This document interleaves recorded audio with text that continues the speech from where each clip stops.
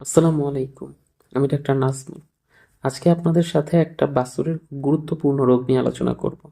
সেটাকে আমরা বলি বাছুরের নাভি পাকা বা নেভাল ইল রোগ। আমাদের মেডিকেলের ভাষায় এটার নাম হচ্ছে নেভাল ইল রোগ। তো আমরা আজকে এটা জানার চেষ্টা করব যে ঠিক কী কী কারণে বাছুরের এই নাভিটা পেকে যায়, পেকে গেলে কী কী ধরনের লক্ষণ প্রকাশ পাইতে পারে, যেগুলো দেখে কিনা আমরা আসলে আইডেন্টিফাই করব হ্যাঁ আমাদের বাছুরের এই রোগটা হয়েছে। আর এই রোগটা যেন আমাদের বাছুরের না হয় সেক্ষেত্রে আমরা ঠিক কী কী প্রতিরোধমূলক ব্যবস্থা নিতে পারি, এই বিষয়টা সম্পর্কে বিস্তারিত জানার চেষ্টা করব। একদম প্রথমেই চলুন আমরা জেনে নিই যে সাধারণত কী কী কারণে আমাদের বাছুরের এই নাভি পাকা রোগটা হইতে পারে। সাধারণত এটা হচ্ছে একটা ব্যাকটেরিয়াল ডিজিজ। ব্যাকটেরিয়াল ডিজিজের ভিতর মিক্সড ব্যাকটেরিয়াল ডিজিজ বলে মনে হয় আরেকটু ভালো হয়, কারণ এক ধরনের ব্যাকটেরিয়া এই রোগটা তৈরি করার জন্য দায়ী না। এখানে প্রায় 3 থেকে 4 রকমের ব্যাকটেরিয়া একসাথে যখন সংক্রমিত করে আপনার বাছুরটাকে, তখনই সাধারণত বাছুরটাও এই রোগ দ্বারা আক্রান্ত হবে। যেমন কি কি ধরনের ব্যাকটেরিয়া আক্রান্ত করতে পারে? কোলস্টেরিয়াম পায়োজেন্স থাকতে পারে এখানে। তারপর আর কি থাকতে পারে? ইকোলাই স্ট্রিন থাকতে পারে এখানে। স্ট্রিপ্টোকক্কাসের থাকতে পারে। তারপরে হচ্ছে আর কোনটা থাকতে পারে? স্টেফাইলোকক্কাস এখানে থাকতে পারে। এরকম বিভিন্ন ধরনের মানে মিক্সড ব্যাকটেরিয়াল ইনফেকশন বলতে আমরা আসলে যেটাকে বুঝি সেটাই হচ্ছে এটা। এখন এইখানে যেহেতু এরকম মিক্সড ব্যাকটেরিয়াল ইনফেকশন, তার মানে কয়েক ধরনের ব্যাকটেরিয়া আসছে। তার মানে এখানে কিন্তু অ্যান্টিবায়োটিক চুজ করার ক্ষেত্রে আপনাকে বেশ একটা সতর্ক থাকতে হবে।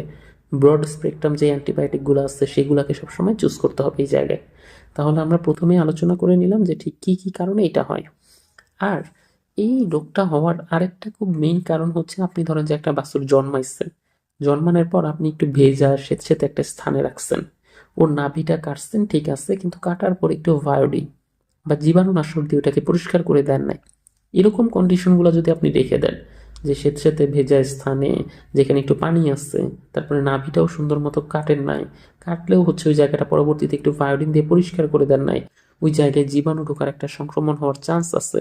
এরকম কেসগুলোতেই আপনার এই বাছুরের নাভি পাকা রোগটা সবচেয়ে বেশি পরিমাণে হবে। এখন ধরেন যে হইলে কি কি ধরনের লক্ষণ প্রকাশ পাইতে পারে সেই বিষয়টা সম্পর্কে চলুন একটু জেনে নেওয়া যাক।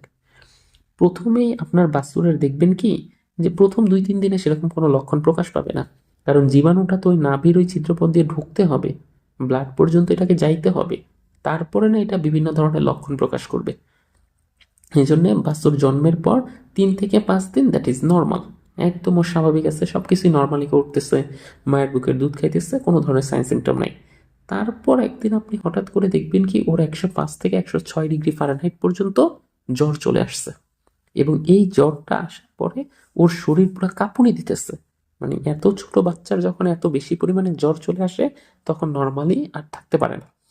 এরপরে দেখবেন যেহেতু এটা নাভি পাকা রোগ, তার মানে মেইন লক্ষণগুলোই প্রকাশ করবে কোথায়? নাভিতে করার কথা। যেমন আপনি দেখবেন নাভির ওই জায়গাটা, ওটার চারপাশের যে এরিয়াটা আছে ওই জায়গাটা ফুলে যাবে, এবং ফুলে যাওয়ার পর ওই জায়গাটা কিন্তু শুকানো থাকার কথা, শুকনা, কিন্তু শুকনো না থাকে, সবসময় ভেজা থাকবে।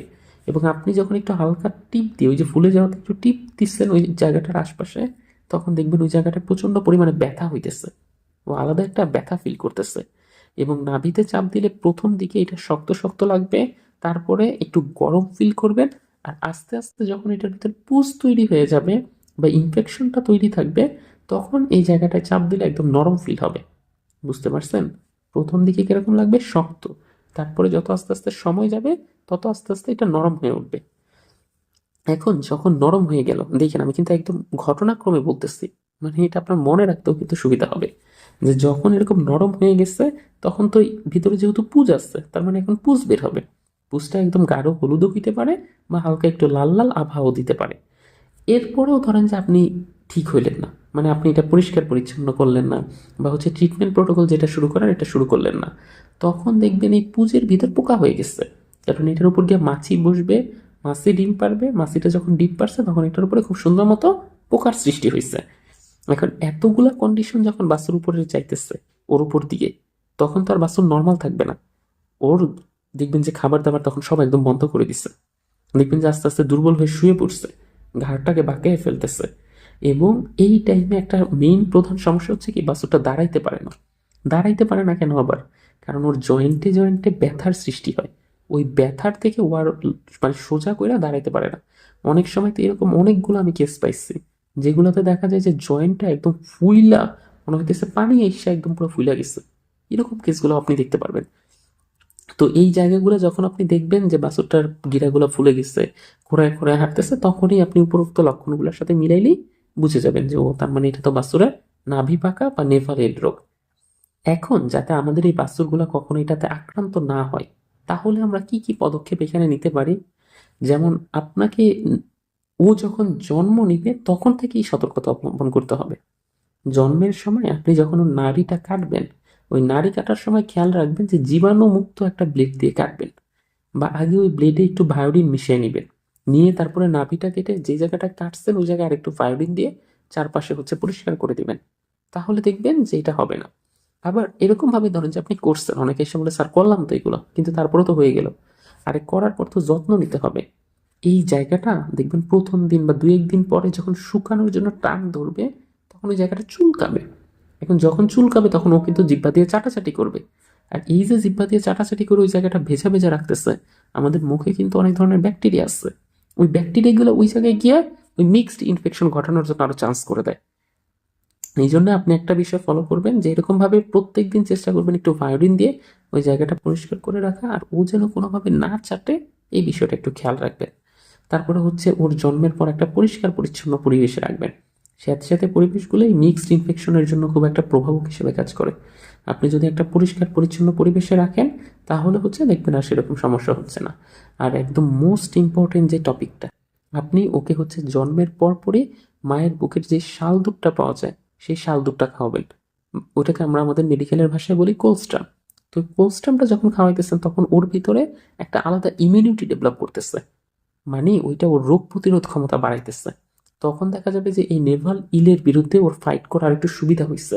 মানে সহজে ব্যাকটেরিয়াটা ওর বডিতে গিয়ে কি করতে পারতেছে না, ইনফেকশনটা ক্রিয়েট করতে পারতেছে না, সময় লাগতেছে বেশ ভালো। এই জন্য কোলস্ট্রাম আমরা বলি যে কোনোভাবেই যেন কোলস্ট্রাম মিস না যায়। শাল দুধ এতটাই ইম্পর্টেন্ট। অনেকে করে কি মনে করে যে আর এটা ঘন, এটা খাওয়াইলে বাছুরের পেট খারাপ করবে, বাছুর নিতে পারবে না। এরকম ইয়ার থেকে আমি অনেকেরই দেখছি এরকম শাল দুধ আলাদাভাবে ছেঁকে ফেলে দেয়। এই কাজ কখনো করা যাবে না, এটা প্রায় আত্মঘাতী একটা সিদ্ধান্ত হয়ে গেছে। আপনাকে শাল দুধ যে কতটা ইম্পর্টেন্ট এটা বলে বোঝানো যাবে না। এটার ভিতরে এত এত পরিমাণ ভাইটামিন মিনারেলস এই জিনিসগুলো থাকে। এই জন্য আপনি চেষ্টা করবেন যে বাছুরটা জন্মের পর ওকে প্রাইমারিলি এই শাল দুধটা আলাদা করেই দেয়ার, এবং এটা যেন পুরাটা ও খায় সেই বিষয়টাও আলাদাভাবে ইনশিওর করার।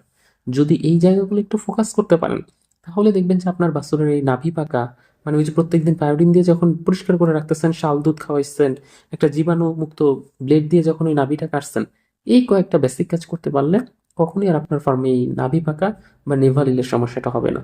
এবং এটা কিন্তু খুব একটা কমন সমস্যা, এই জন্য একটু ফোকাসে রাখলেই এটার থেকে আপনি মুক্তি পেতে পারবেন।